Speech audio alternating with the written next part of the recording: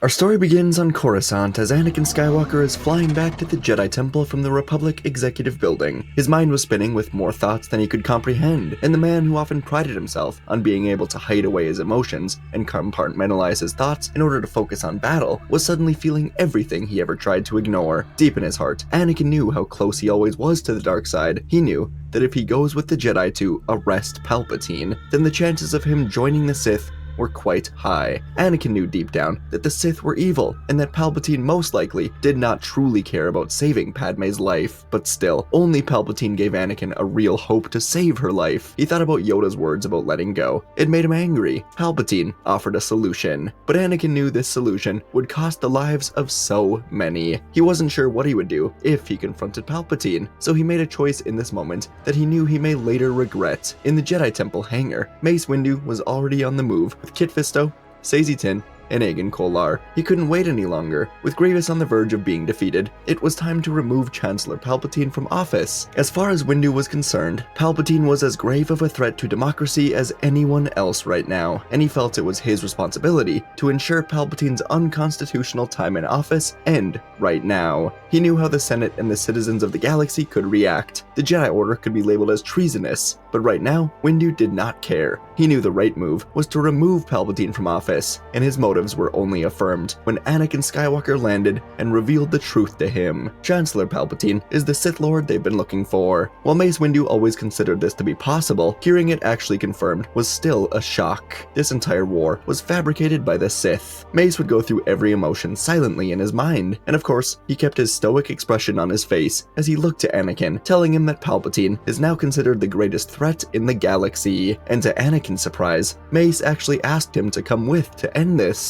Anakin wanted desperately to do it. He wanted so badly to go and see what happens with Palpatine, to learn if he actually can trust the man. But Anakin knew what he was capable of, and to Windu's surprise, Anakin said he cannot come with. Mace simply asked why, and Anakin revealed he does not trust himself. He needs to find peace, and Anakin would take off into the temple without another word. Mace shook his head, deciding this was a problem for later on, and he would allow it to pass through his mind as he boarded the gunship. Kit Fisto would ask if Anakin was coming, and Mace said it's just going to be the four of them. They must be ready, as Palpatine is no ordinary foe. And across the city, Chancellor Palpatine sat with his eyes closed in his office. Through the many years, spending days with Anakin had allowed Palpatine to read the boy's emotions so perfectly. It allowed Palpatine to know exactly which buttons to push in order to bring Anakin to his side, having him spend months in the Outer Rim sieges after losing Ahsoka, sowing doubt in his mind about the Jedi Council, keeping him away from Coruscant while they plot against Palpatine, having him feel his true power while fighting against Dooku, giving him nightmares about Padme. All of it was molding Anakin into the perfect apprentice. But something was off. As Palpatine sat here, he could feel Anakin in the Force. He could feel his conflict, but there was something fighting it. Palpatine opened his eyes, and he moved to one of the windows that he could see the Jedi Temple from, and as he gazed at the temple, it were almost as if he were staring right into the eyes of Anakin himself. Through the Force, their connection was so strong that Palpatine could whisper words to him in this moment of doubt. Palpatine, through the Force, told Anakin that he knows what he is feeling. It is the same thing that he felt when his own master introduced him to the darkness. It seems too good to be true, the power that he can hold. But these powers are the key to unlocking everything he could ever want. And in the council chambers, Anakin would hear Palpatine's words, and he wondered if he was making a mistake. Perhaps Palpatine is the key to saving Padme. Anakin turned to the doorway, but he stopped himself once more. He felt something else. Across the city, from her apartment, Padme Amidala had a strange feeling of her own. She didn't have the Force in herself, but in this moment, it were as if the Force connection from the child was connecting her to Anakin. Anakin turned, looking back out of the council chamber's window, but this time, he was not looking to Palpatine, he was looking to Padme. He could feel her in the Force. He knew he had to save her, but the doubt once more returned about whether he should go to Palpatine. So, Anakin would actually pull out his comlink, and he would attempt to contact Padme. She answered, and Anakin told her everything, but most notably, Padme learned that Palpatine has asked Anakin to join him in order to save her life. Padme didn't waste another second. She didn't want to be responsible for Anakin doing something he would always regret. She hurried out of the apartment, got into her speeder, taking off for the temple, and as Anakin continued to pace around the council chambers, lightsabers, Palpatine's voice whispered to him again, saying the Jedi are here to complete their treason. But the whispers were silenced when Anakin saw Padme's speeder pull up to the council chamber windows. Anakin would open the large window, and Padme climbed inside to hug him, asking Anakin what he is going to do. And in Palpatine's office, Darth Sidious felt the shift in the Force. Anakin was not coming. Then Mace Windu and the other three would enter, lightsabers igniting, and Sidious could no longer hide his true feelings in the Force. He was beyond angry. Sidious stood from his chair slowly, and his expression did not change. Pure anger, pure hatred etched on his face. He didn't care about catching these Jedi off guard. He would destroy them all. His red blade ignited with a hiss as the 4 Jedi got themselves into ready position. Without any conversation or spinning moves, all 4 would survive the initial onslaught. Sidious just paced from behind the desk, getting in front of the Jedi. He was going to savor this. He lunged in, spinning his saber around as the 4 Jedi moved to block. Sidious's blade slashed downward at Aegon Kolar. Aegon stepped back, catching the blow on his blue saber and countering with a stab right for Sidious's ribs. Sidious flipped away, blocking strikes from Windu before landing behind Saesee Tiin. Saesee came in at Sidious with a confident set of swings, using a powerful two-handed overhead strike. Sidious ducked under the blow, twisting into a low sweep that forced him to leap back, and for every Jedi that retreated, another would take their place. Kit Fisto took the opening, strikes coming in quick and fluid, forcing Sidious to back up towards the window as Mace closed in from the other side, driving his purple blade with the sharp, battering rhythm of the pod. The Sith Lord was grinning wider and wider, unleashed a force pulse in this moment, shoving all 4 of them back.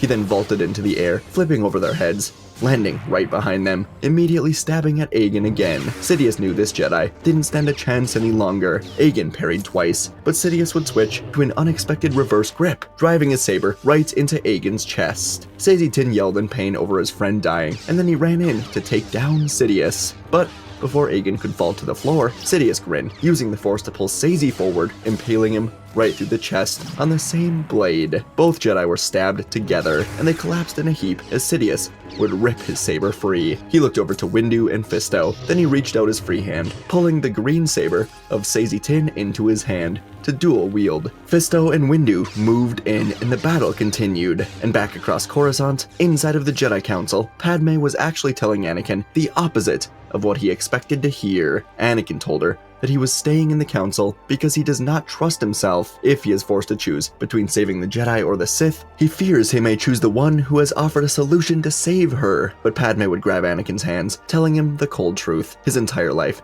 has been building up to this moment. From everything she has heard from Qui-Gon and then Obi-Wan, he is the chosen one, and while she will never be able to fully understand the responsibility and the pressure that comes with that title, it is moments like these that someone with that title must act on. Padme said she loves him endlessly, but this choice will determine their future together. She told Anakin to choose the light, and once this is over, they will figure out her survival together. Everything they've ever wanted can be achieved if Anakin helps the Jedi, but she told him that if he chooses the Sith, then he will not be the same man that she fell in love with. She told Anakin that she could never love any other Jedi. She loves him because he is different. He lets his heart guide him, and although it can sometimes get him in trouble, she knows what Anakin is deep down, a great Jedi and a better man. She acknowledged the Jedi are not perfect, but they are right about Palpatine. The Senate sees it as well, and her committee will side with the Jedi when this ends. So, once more, she would tell him to go. He does not belong here while the conflict comes to an end. He must be the one who helps to end it after everything he's done. He must trust himself. Anakin nodded, and he would take off. Back in the executive building office, Kit Fisto was spinning his green blade in a quick flurry of strikes, but Sidious met him every single time, deflecting Fisto's attacks with one hand, fighting off Mace Windu with the other. The office was flashing red, purple, green. Mace would cut in from the side, hammering Sidious's sabers until the Sith was forced to jump onto the Chancellor's desk. Fisto would leap over Mace, flipping behind Sidious, striking low, but Sidious twisted in time, kicking Fisto square in the chest, sending him sliding across the floor. Before Fisto could rise back up, Sidious would pounce. He used lightning to distract Windu for a moment, then sent Fisto's green saber clattering away. In a single motion, Sidious grabbed him, clamped an arm around his neck, and pressed the deactivated hilt of his saber right into Fisto's temple. Sidious snarled that this was enough. These 2 Jedi were beating him until now, but he had Fisto. He just needed Windu to surrender. His yellow eyes locked onto Mace as he told the Jedi Master to surrender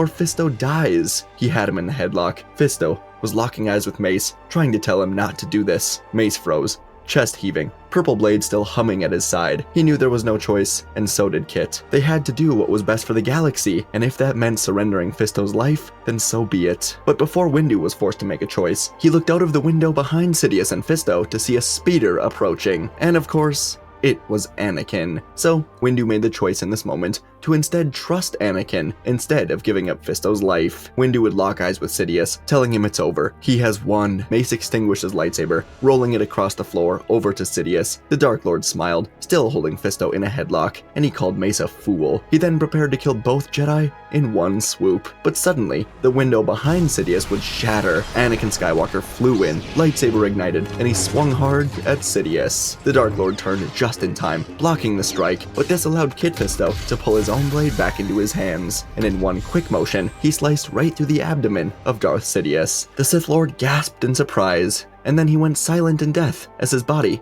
would fall to the floor in 2 pieces. Kit Fisto took a deep breath, telling Anakin he's never been so glad to see him before. Mace gave Anakin a trusting nod before asking what changed his mind. Why did he decide to come after all? Anakin just said it was the right thing to do, and as he looked down at Palpatine's body, his anxieties about Padme would rise again. But he knew this was what he had to do, for her and for the galaxy. It wouldn't be long before a team of clone troopers ran into the office after the reports of this commotion, and Commander Fox would look down at Palpatine's body, take about 5 seconds to gather himself, and then he and the other Coruscant Guard members raised their blasters, telling the Jedi they're under arrest for treason against the Republic. Windu, Fisto, and Anakin knew that they had no choice in the matter for now, but all of the proof of why this was done would soon be presented. So Fox would take all 3 Jedi down to the detention block of Coruscant, all while Padme Amidala remained in the Jedi Temple, looking for other Jedi Council masters. She found Shaak Ti in the comms room, and Master T was observing a report from Commander Fox, stating the arrest of these Jedi. She breathed a sigh of relief, knowing the job was complete, and she turned, greeting Padme, as Padme said that she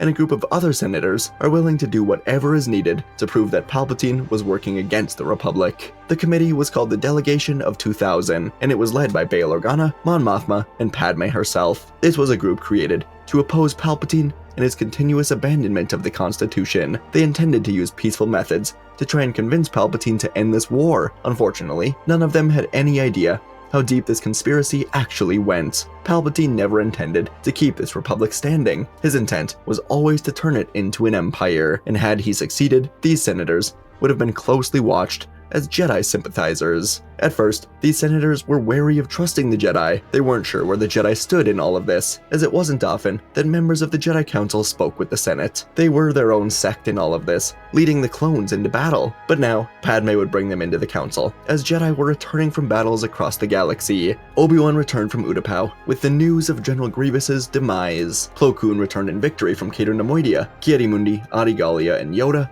were back as well. But even as the council filled up, the seats of Windu, Skywalker, Fisto, Tin, and Kolar remained empty. For now, Aayla Secura would take one of these seats, as she was included in most of these meetings anyways, and Yoda would have these senators speak with them, telling them that they will side with the Jedi, and they expect the Jedi to bring proof of Palpatine being a Sith. These talks with this committee went on for a while, and when they were over, Yoda would fly over to the executive building all by himself. It was labeled a crime scene right now, and clone troopers or Republic security were spread around the office. So Yoda climbed through the vents, and he would get to work. He silently dropped into the office, quickly made a copy of the security recordings. In seconds, he had the copy, and Yoda leapt back into the vents. Then he looked down to see something odd. Mas Amida himself entered the office, grabbing the original recordings, hiding them away in his pockets. Yoda knew that Mas was trying to make the Jedi look bad, so Yoda was quite glad that he got here in time. Meanwhile, Obi-Wan Kenobi was speaking with the 212th clones that were still on Utapau, helping with cleanup and recovery after the battle. Kenobi had these clones use a slicer to hack into any separatist communication tables, where they would find recordings of communications from Coruscant that were traced back into the Chancellor's office. On Sereno, Plo Koon and Aayla Secura were infiltrating Dooku's castle, where they would find even more evidence tying Dooku to communications with Coruscant directly. It was also a mission where Plo could begin welcoming Aayla to the council. Meanwhile, as all of this was going down, the three Jedi were sharing a cell together as time was slowly going by. Anakin had snuck a ball into his orange prison garments, and he was just bouncing it off the wall and into his hand, again and again and again. Mace Windu was trying to meditate, but the sound of the ball, mixed with the pacing of Kit Fisto's footsteps, made it quite difficult to focus. So Mace would open his eyes, and he would do something that he typically would dread. He decided to have a conversation with Anakin Skywalker. He asked the boy who truly made him come to the office and help them. Anakin decided there was no reason to lie any longer. Soon, Padme would be giving birth, and he might need help from the Jedi to keep her alive. So Anakin revealed the truth about Padme. Mace and Kit would listen to Anakin say that he was married to Senator Amidala, and she's going to give birth any day or any week now to their child together. Mace asked if Padme had anything to do with why Palpatine revealed himself to be Darth Sidious. Why did he tell Anakin the truth? Anakin nodded, saying he's been having nightmares of her dying in childbirth. He told Yoda about them, but Yoda offered vague answers, whereas Palpatine told him that the dark side could save her. Windu actually cracked a tiny smile for the first time in a long while as he thought about Yoda giving Anakin this vague advice. Very typical for the Grand Master, and Mace calmly told Anakin that Padme will be alright. The dark side of the Force was feeding on Anakin's fears and insecurities, but now that the darkness has been eradicated, he will find that his nightmares are gone as well. Before long, the trial would begin, and the evidence would be overwhelming. It was rather clear that Palpatine had been working with Dooku, and although the Jedi should have convened with Republic officials before making their move, the three of them would be freed. Anakin would then be given a choice to stay on as a Jedi or stay with Padme. The choice for him was extremely easy. He would go off to Naboo, where Padme would safely give birth, and in council meetings that would follow, it would be Obi-Wan Kenobi who would begin probing the Jedi on possibly allowing attachments. It would not be easy. But after a few months, the Jedi Council would invite Anakin back into the Order. Anakin had been spending his time living a life he'd always dreamt of on Naboo. He was raising the twins with Padme. Ahsoka was here as well, after bringing Maul in as the war concluded. Maul was still being held in a Jedi Temple prison far below the temple. He would not be leaving anytime soon. The Republic was in a far better shape than it had been in so long. Bail Organa was made Chancellor, and with Yoda's help, all of Palpatine's closest advisors, like Mas Amedda and Sly Moore, would be arrested as more and more evidence was mounting up against them and against Palpatine. Yoda would soon step down from his role as Grand Master, allowing Mace Windu to become Grand Master, and then Kit Fisto would step in, taking Windu's role as the Council Master. 3 more years would go by, and Anakin would return to the Order, with Luke and Leia set to become Jedi younglings. Anakin would often thank Obi-Wan for probing the Council on allowing attachments, as without Obi-Wan's influence, this may never have happened. And their mother, Padme Amidala, could not resist the urge to return to politics, helping Bail with his new mission to bring expansion back to the Republic. With the help of the Jedi Order, the Republic was spreading into the Outer Rim, the old Separatist planets, and even the unknown regions. Funding was being taken away from the Coruscant elites, and instead being refocused on these planets that were long abandoned by the Republic. There would be infighting in the Republic, as these wealthy senators were angry with Bail, but the Jedi and the clones would help to quell any tyrannical uprisings. Every day, Anakin would remember the moments in the council chambers when Padme had come to him. And every day, he wondered what would have happened if he didn't go. Would Sidious have killed Fisto? Would Windu have been able to stop Sidious? Would both Jedi have died trying? Luckily, Anakin would never need to find these answers out, as Padme had put him on the right course, as always. And Anakin, with the others, would help to oversee the training of Luke and Leia in this new generation of Jedi. And folks, that is our story for today. Hope you guys enjoyed this one. Overall, the goal was kind of to have Anakin make the choice to not trust himself, to kind of go into the council chambers by his own doing, and for that to kind of be the wrong choice. I think it's natural that Anakin ends up in, the final battle. It makes sense where he belongs after everything that went down in the Clone Wars. I also just think I wanted to have Padme go to him and just be like, hey dude, snap out of it, like, this is, you're the friggin' chosen one, so you gotta go make the right choice. And having her kind of set him on that right course, I thought it was a fun idea to pursue. So yeah, I mean, all in all, it's close to a story I've, probably put out before, but it's got the impact, I think, of Padme going to him and Anakin maybe thinking she's gonna be like, you made the right choice, stay behind. But no, I mean, snap out of it, go do what you're supposed to do, right? So I thought that was fun.